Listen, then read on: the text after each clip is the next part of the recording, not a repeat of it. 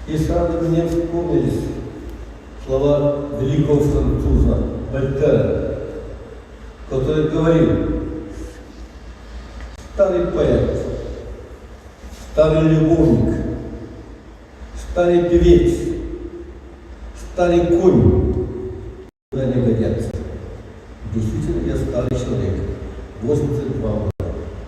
Но тем не менее, несмотря на такое приветствие хозяина этого обиталища, я позволю себе сказать несколько слов о Михаиле Ефимовиче.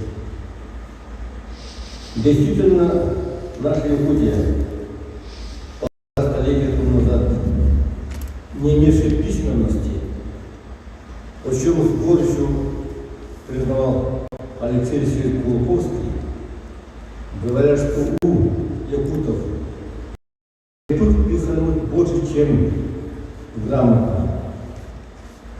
И наша Якутия спустя 150 лет, на рубеже 2 тысячелетий, изумила мир своими человеческими достоинствами, образованностью, оптимизмом, способностью успешно жить в сложном мире и в гармонии с природой. Но эта реальность не пришла само собой.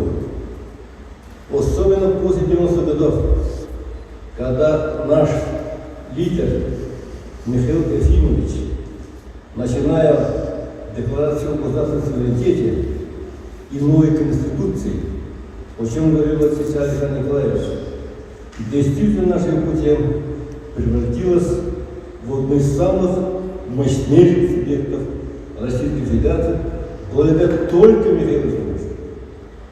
Всю государственную, общественную, политическую деятельность Михаила Ефимовича я хотел бы делить на 5 блоков. Первое, что он организовал. Во-вторых, что он создал. В-третьих, что он открыл. В-четвертых, что он построил. И в-пятых, какова его кадровая политика. Можно сколько угодно говорить по каждому из этих 5 блоков. Но я хотел бы, в связи с тем, что времени нет, и хозяин дал мне только 2 слова сказать, я скажу, что только о кадровой политике.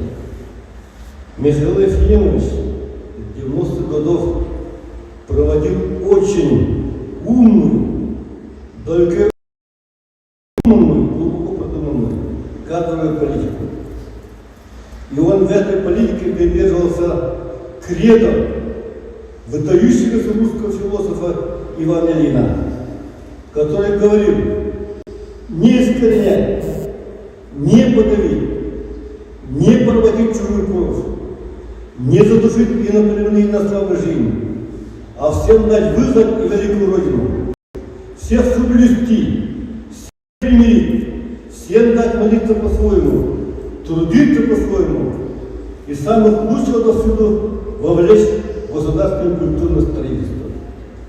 И действительно, я хорошо помню, как человек, который работал в кадровом департаменте, в 90-х годах мы назначили по идее Михаила Ефимовича немца Эстерлейна главой Миргинского улуса, украинца Ларченко Анатолия главой Нижеколымского улуса, Гафаров, азербайджанец, был назначен директором Ена-нефтегаза. Грузин Запроса Никитин был назначен одним из руководителей нашей северной авиации.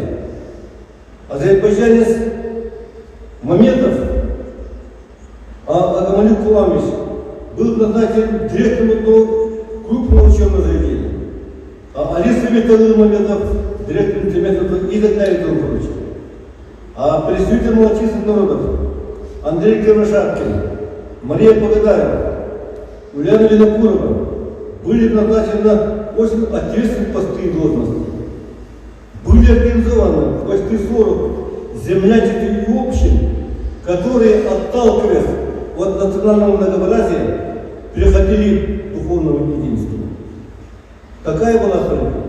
Михаил Ефимович впервые среди всех субъектов Российской Федерации создал в 1992 году, так сказать, департамент по подготовке кадров при президенте, директором которого я работаю 10 лет. И мы открыли для нашей молодежи северной все самые престижные, высокорейтинговые вузы Российской Федерации, СНГ и стран дальнего зарубежья. Мы могли учить наших студентов, нашу молодежь в Америке, в Вашингтонском, Джорджтаунском, Бейлорском, Орегонском, Луисвильском и так далее на светах, Турции, Канаде, Германии, Китае и так далее. Об этом говорить. Если я об этом говорю, то я, конечно, могу болтать целый час. И последнее, что я хотел сказать. Конечно, любой может спросить, какой феномен у Михаила Ефимовича, который в корне изменил вектор развития нашей республики в 90-х годах и достиг небывалых высот состоятельного развития нашей республики? Ответ очень прост.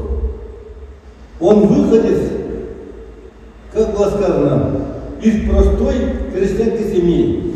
Это человек, который с детства испытывал все трудности военного и послевоенного времени. Это человек, который жил в детстве 1 год в землянке на Жиганском берегу реки Лена. Он человек, который потерял своего отца 5 лет. И поэтому он знает цену куску лепешки, маленькой рыбешки. И поэтому он ценит людей труда. Всегда их слушает и за них болеет душой и сердцем. Вот в этом заключается его. И надо сказать о том, что Михаил Ефимович проделал очень большую работу в установлении связи с зарубежными странами, когда у нас начиналась глобализация по всему миру. И по его совету, по его рекомендации, я как директор департамента направлял новую нашу молодежь учиться в дипломатической академии Министерства иностранных дел, в МГИМО, в Академию внешней торговли, в Академию народного хозяйства, в финансовую академию. И все сейчас эта часть молодежи держит экономику, социалку нашей республики в своих руках. Здесь, конечно, немало роль сыграло его личное качество Михаила Ефимовича.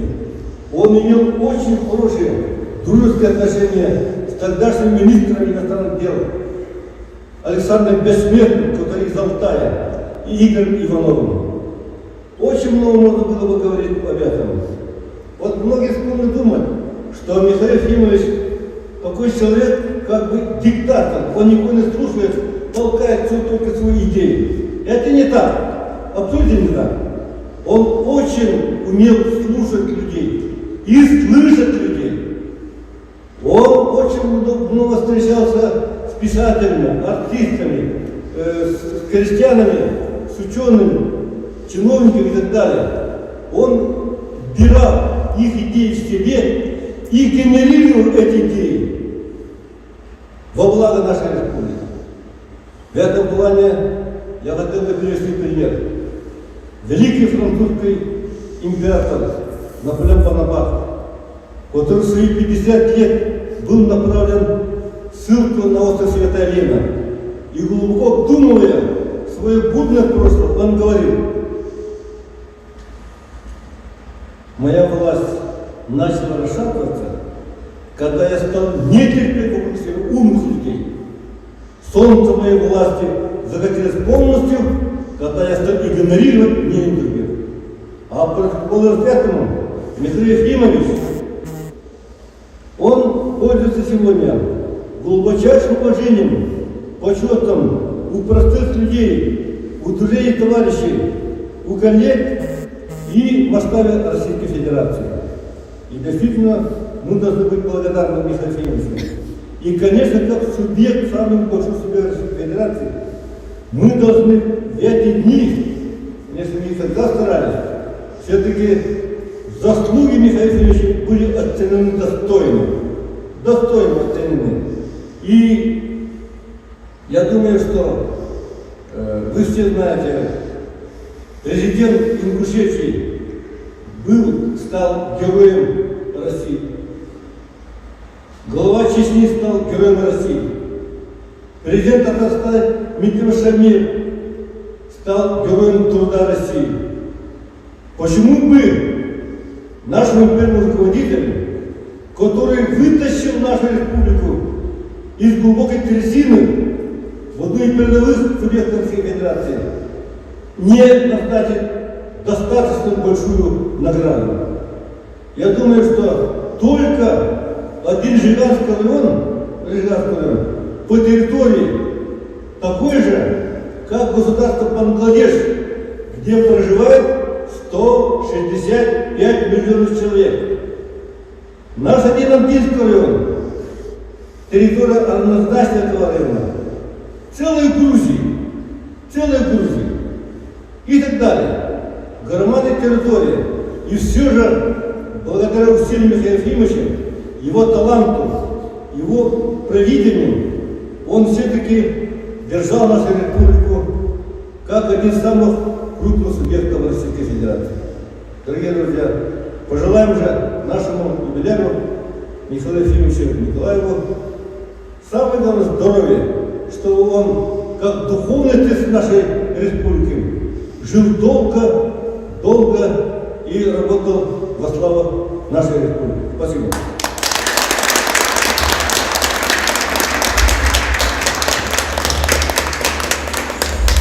Слово предоставляется заслуженному работнику Народного хозяйства Республики Саха, лауреату Государственной премии имени Платона Алексеевича Аюнского, отличнику Государственной службы Республики Саха, почетному гражданину Намского, Вилюйского, Тамбонского улусов, соратнику Михаила Ефимовича Николаева, Клименту Кирилловичу Корякину.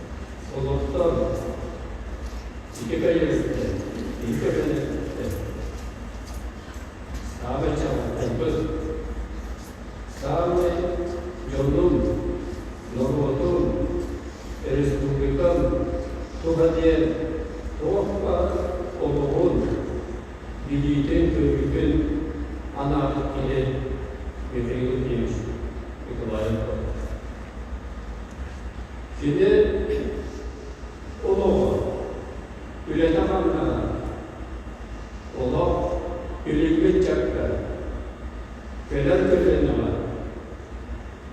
Sağ üçüge, indikige, keskinlerden varar. Sulus bu. Kolobur bu. Bir sınıfı sorup bu. Kendine bir tane bilgileri vermeyecek. Kendine bir tatlısı çalınır. Bir köleğe de çalınır. O kendi üreten tanrı. Kendi oğlun, çalıklayı, Norudagan'ın ağabeyleri oğlun, Jomga sevgiler, orta çorbadan, ırkat kadenalar, diyerdi, kedilerke kapsayan, kediler, üleliyiz kediler, ondan da kendi kızlarga, Respublikamız sandık, Cavuk Kasimi'yi Sidespiden kapsayan diyege NSP. Ve Northern Victor Varas'ta kaçınırlar, Süyüz Kur'u bakılar söylenen tarafı Allah ben kurkastır birlikte önemli toplarını Mehmet ayakın sağlıkta geliyemetten eder ödeletler ondan kendiki Respublika Bastaki Prezidenti olan Talıklarlıktan Elbette kurdu, oğlun üretim bütünlüğü, Sahadan Respublika'dan doğrudan saytırıyor. Ana, o kurtulca edemli aktif, üleliği fakültesi. Kine, Sahadan'da Respublika'nın doğrudan bu kabarı saytırıyor. Doğrubay, Yürek'te, Dördüğürler birindiyle John Öçat'tan indiler takımları var. Toplar yüzü bilavet buradan açarlanır. Ülelerler bildiğiniz. Onun bir konukları da bir durma. Türkiye'de bir çıkaya kadar Prezident yolu var. Doğrultudan tabaklardan kadarı Mangnaykı ukahına Safa Respublika'da doğruya sayıları doğrular. Ukaz bu. İti ukaz direkt olanlar Safa'da doğrudur.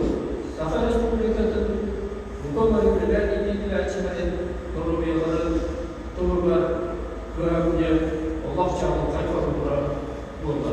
O kendinde, o vasıflı kendinden tedavatları sana kurdu. Kaçtakta kurdu. Bu ulama kanşarın doğruya karşılamak yaptırdılar. Bari ona bir iki olur. Bir de medisine nasıl anlayışıyla tutumda ceddeye tapıldı. Bir de kendinden o iyi medisine, Çin medisinske sığdırdılar. Tutumda tapıldı. Manadağına ülkü sosyallarga bağlıgalar, poliklinikalar, ambulatoriyalar tutumlar.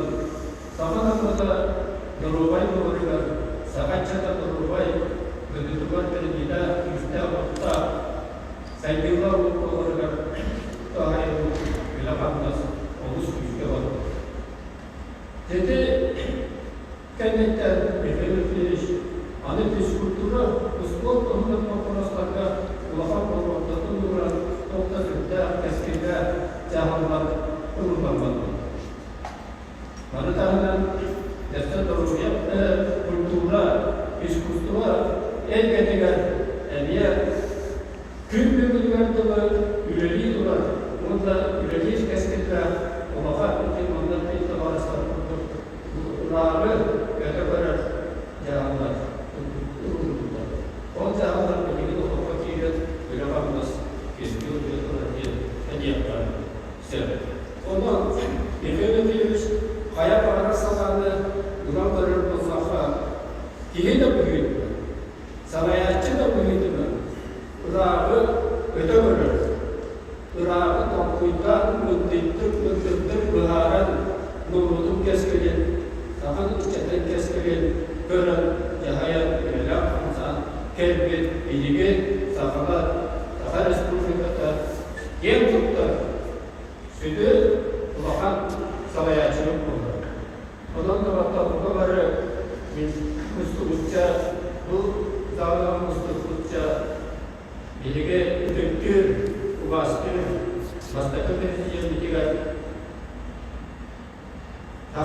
mağazı doğruluğunu bağırıyor. Etenler, Biletin kanları kayıtlar sağlarlıktan kurtu, kayıtlar nelerden kurtu, Biletin kanlı sınıftır, doğruluk doğrular, Respublika'da doğrular diye algılayalım, bir de nokta.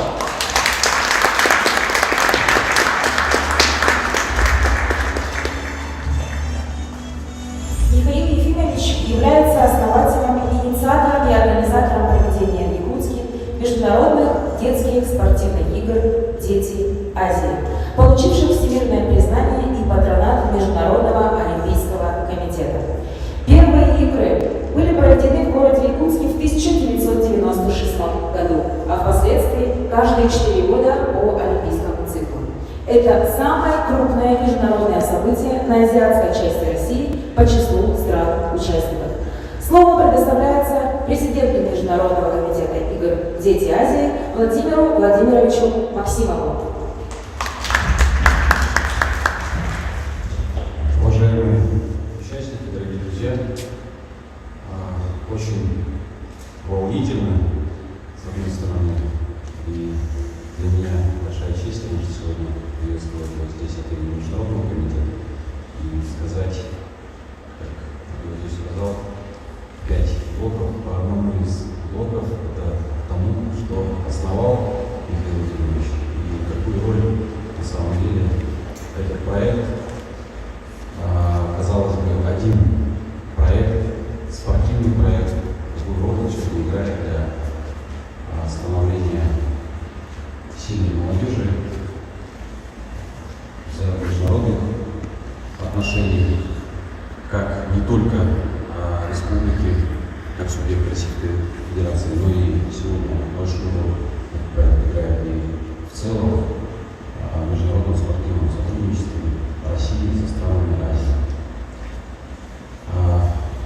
Я, наверное, представляю то поколение, которое выросло в годы правления Михаила Ефимовича Белаева. И как нельзя не стать отметить то, что какое влияние на молодежь того времени повлияли те проекты, задумки, которые были реализованы в республике. Конечно, это все повлияло на образование, становление молодых людей. Но самое главное, что у нас осталось, есть, развивалась гордость за то место, где мы родились и выросли, за нашу республику, которую, с честью, мы, надеюсь, несем сегодня.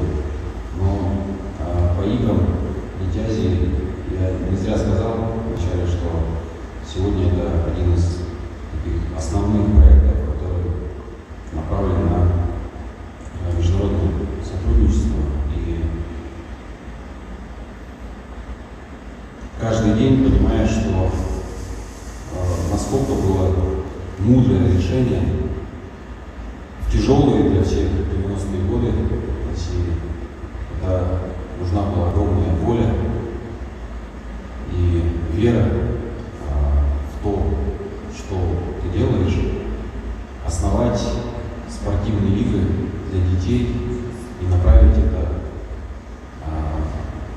направление именно на азиатскую часть, на азиатский континент, потому что в последующем, и надо сказать, до сегодняшнего дня для детей до 16 лет это единственный спортивный проект в Азии, который объединяет всех спортсменов. И будучи, так как республика субъект Российской Федерации, не имеющий своего, скажем так, отдельного национального олимпийского комитета, или же являющийся частью российского олимпийского движения, сегодня республика является полноценным членом большой олимпийской семьи Азии. Сегодня этот проект, который вышел за рамки республики, развивается, и через него, конечно, мы движем нашу республику. Сегодня нет ни одного спортивного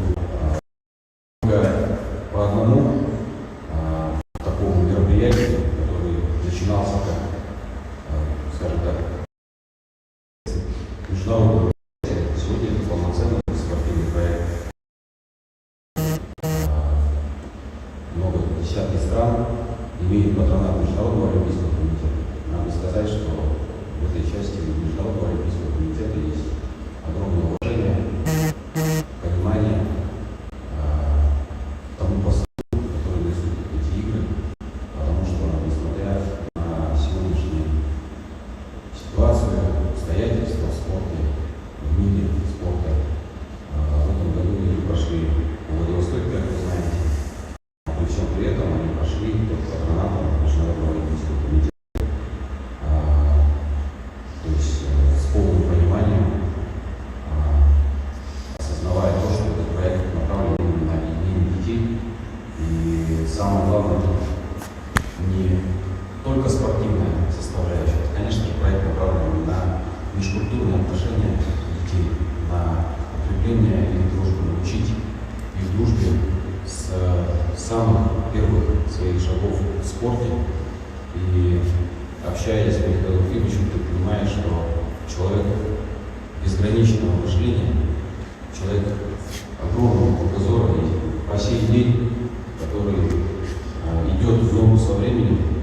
И даже сегодня многие его предложения, замечания, идеи, они на самом деле к месту, к тому времени, что можно было привнести в игры для того, чтобы они развивались дальше. Поэтому я хочу присоединиться ко всем выступающим, также пожелать, самое главное, крепкого здоровья нашему действительно общенациональному лидеру Республики Ефимовичу Николаеву, для того, чтобы мы дальше все вместе двигали нашу республику. Все те проекты, которые были начаты при нем, которые и сегодня предлагаются им, они в первую очередь, конечно, направлены на то, чтобы наша республика развивалась, чтобы она становилась сильнее. И если будет наша республика сильнее, конечно, наша родина Российская Федерация, она будет продвигаться еще дальше, становиться сильнее. Вот, и на самом деле, с самого начала сегодняшнего мероприятия понимаешь, какое влияние было тех проектов, которые Ефимович запустил непростыми годы, даже выступление в высшей школе музыки, которое тоже один из главных проектов республики, наравне с международными играми Дети Азии. Поэтому, дорогие друзья, давайте пожелаем еще раз крепкого здоровья, процветания, вот, потому что мы все уважаем и любим нашего общенационального лидера. Спасибо.